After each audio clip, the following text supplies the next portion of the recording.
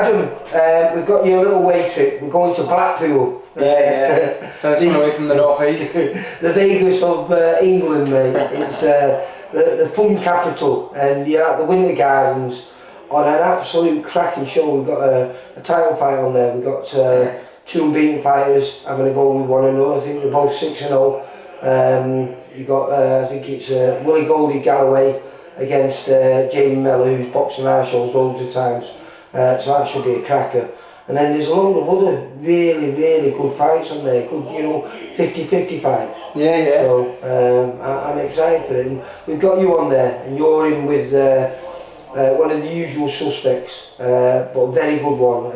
A guy who's a centurion now, and it's a hard way to make a living, but they're very good at doing it. Michael Mooney, the Madman. Is that his nickname, the Madman? Yeah, I think it is. I think he's a Madman, anyway. But I think he's on he might be on more by the time we get there, because we're a few weeks away yet. But I think he's on 113 fights. Yeah. Good effort in it. do you ever study the fighters, or do you just let Ant and John do all that for you? I just let Anthony do it, really, to be honest with you. I mean, you can look into fighters for days, you can look at records, you can get a plan, but sometimes the plan you go off, it's never the same when you get in there anyway, is it? So, no. And every fight is different, so he might look a certain way against one fighter, but that fighter isn't me. Mm-hmm. So he might do something completely different when he gets in the ring with me, and I don't try to look into too much. No. I've done it before. I presume you just prepare to be the best you, and if you can be the best you, then nothing else really matters. Then if I'm the best version of myself, I fully believe that I'll beat me opposition. You have to, don't you? Because you want to go to levels that this kid he's never going to go to. So, but he's the kid that helps prepare you to get to those levels. Yeah. But it's a strange one, boxing, isn't it? There's nothing like you say. Because he fights against him one way doesn't mean to say he's going to fight that way against you, no. And vice versa. That's it. I know. Do you like yourself? Are you an intellectual fighter? Can you read people very early on and suss out how to go about it? I think that's developed over the years. Before, sometimes I could go out there and I'd be around down. I'd need Amp to tell us back in the amateurs, or you're around down here, you need to do this, this, and this. But as I've got older and the IQ's got a little bit better, sometimes first 30, 45 seconds, minute, then I think, right, okay, this is not working, then this will work. And I mean, Amph and John and all the coaches, they see things what I don't see from other angles outside of me. But I'd like to think I can just be pulling out within the first minute of what's going to work, what's not going to work, especially with these 3-minute rounds. I mean, as an amateur, you're doing 1.5 to 2-minute rounds, and sometimes you go out, game plan doesn't work, and you're around down. Whereas a pro, I'd like to think I can suss it out within a minute. Talking about that, because we're still in the early phases, it's probably going to be your last 4. Is it 4 rounders? Last 4. It's probably going to be your last 4 rounder. Does that scare? Because it would have scared me. When you start going into 6, and then you start doing, 8, 10, 12, or do you look forward to when you got the longer rounds? I look forward to when I get the long rounds, to be honest with you. I've always wanted to be a 12-round fighter. I didn't turn professional to be a 4-round fighter. It's just part of the journey. I look forward to it. We spar 6, 8. I mean, do you know what I mean? So I mean, as we get older and go through the ranks a little bit, I'm looking forward to going up to 10 rounds and 12 rounds. Eventually, that's the end goal, isn't it? Of course it is. But it is daunting, because when you're doing a 6-rounder, that's twice as many as you were as an amateur. Yeah. And I know it's at a slightly different pace, but 6 isn't too much slowed down from what a 4 is. Nah, so realistically, and a 4 isn't that much slower from what you're doing as an amateur. Yeah. So it's quite daunting, but I presume by the end of this year, because you're in a gym here full of quality, I presume you want to, if everything goes well, you want to be thinking, if not at the end of the year, maybe certainly early in 2025, you want to be going for your first title? 100%. I think get this 4 rounds done, push on to me 6s, hopefully I'll be out 3 or 4 times after this one. Maybe try and get 5 fights this year, which should be all my 6 rounds up, just about up as well. Yeah. Hopefully be up to something like 7, 8, 8-0, and then there's no reason why not going into 2025. I could be sitting here with you this time next year and wait the title, an area title, some sort of ranking, for a title down the line, do you know what I mean? Well, what's been good about this, these first 5 shows that Steve's putting on, VIP, we've all got a title fight on, or an eliminator. So it's nice having a good top of the bill, you know what I mean? Yeah.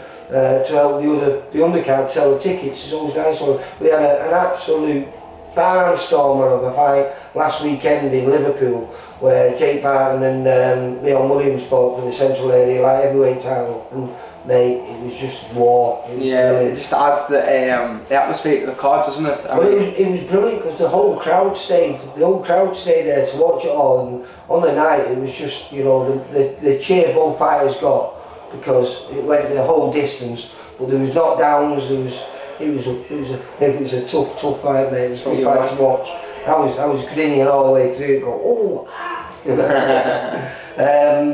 but going back to your fight in Blackpool, like I say, you've not been there before. Beautiful place, great card. I think there's 10, maybe 11 fights on there. And then, like I said, there's 2 heavyweights that are both unbeaten, fighting one another. Yeah. Great top of the bill, as I said before, in the Central Area Light Middleweight title. There's Jacob Rowe, top kid, you know him, don't you? Yeah. He's got a good fight. He's fighting Josh Stanford, who beat Joe Howarth a while ago, took Joe's home. So he's looking to cause another upset on one of our shows. Hopefully he doesn't. And we've got your little Steve, who's on there with you? Is it Bo's on there with you? Yeah, Bo's having his second fight, professional fight, which is ideal. We've got a coach load coming down from up here together. We've done it together, do you know what I mean? Pushing tickets out and stuff, helped each other out and that, and I'm looking forward. We've boxed on shows for years as the amateurs, you know what I mean? So it's good. Well, you both had your last fight. Oh, we had a debut, yeah. So, and that was lovely. That's a beautiful venue, that name. I've never been there before. Yeah, good venue, isn't it? I like it, mate. It's good. But you damaged your hand in the last fight. Is that what kept you out from?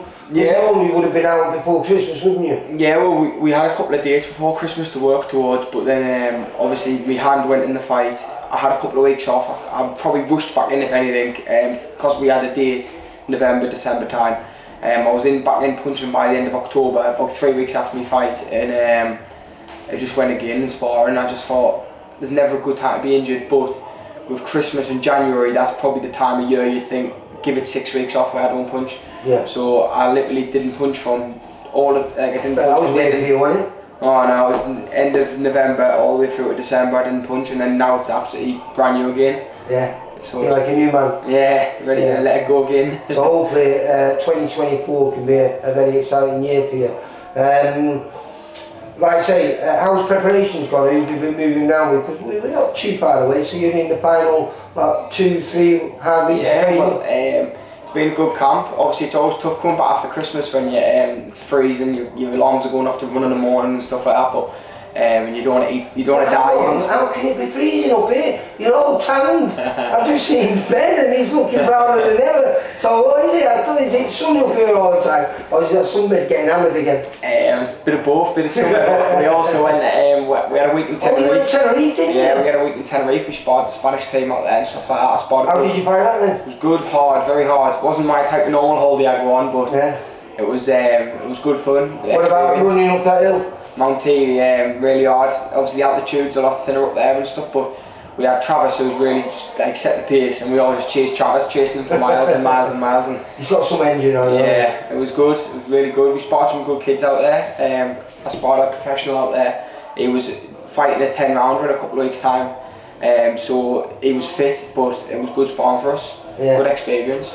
So that's back to sunny Sunderland. Yeah, and we've done some good rounds since we come home. I mean, we've got good enough rounds in the gym, but we've been going out. I was down in Sheffield on Friday sparring Dalton Smith. Oh yeah. That was tough rounds, good learning rounds for us. Yeah. What I need really to see, because inevitably he's got where I want to be when I'm older. Do you know what I mean? In a few years, obviously I'm well away from that yet, but he's a bit older than me. He's got the destination. He's got the British title. I mean, I know it's at the weight above me, but eventually I want a Lonsdale belt, and if I can see how far away I am now, it's all good preparation for the final, what I would like to be at eventually. Do you know what I mean? Tick some mental boxes, doesn't it? Oh yeah, definitely. I knew I wasn't going to go down there and win rounds comfortably or nothing like that. I knew it was going to be a hard spot, and give Dalton his dues. He's a phenomenal fighter. And I found he was full of quality. oh shit, the Still City, yeah, he's really good. I tipped Dalton to go on to do good stuff in the world scene. To be honest with you, I think he's capable of going. Him a long time, haven't they? He's definitely capable of going beyond British title level. I think he's beyond that now, to be honest. Yeah. And he's only 27, so. But he's retained it, hasn't he? Yeah, he's got his outrider now. He's won the outrider, hasn't he? Yeah. So he's time for him to move on, isn't it? I think he's got, he's fighting on the 23rd, I think, against American for like a top 10 ranking or something. It'll get him up in the rankings for one of the belts, the main 4 belts or something. Yeah. I'm not sure which one it is off the top of my head. Yeah, well, it doesn't matter, he's moving in the right direction, isn't it? He's been tipped for a long time to be a world-class fighter, and I think he will be. I think he will be, yeah, definitely. Like his dad, Grant, he's a good guy. Yeah. Right, well, so I'm not going to catch up with you before then, but we will be seeing you on the day when you weigh in. Or have you got the luxury of a day before weigh? No, same day. Yeah, same day. That's why we're doing 10 stone. Like, well, obviously we will be going down to lightweight, but that's for day before us. Can you make 9-9 easy? Yeah. Well, it's never easy, but you know, it's doable. Yeah, definitely. Yeah, right, well listen, good luck with the rest of camp, and we'll see you on the 9th in the Vegas of the Northwest, mate. Cheers, Lee. See you later. Bye. For all boxing info, news and latest interviews, amateur and pro, across the north, click and subscribe. VIP Boxing Promotions. Also Twitter, Instagram and Facebook.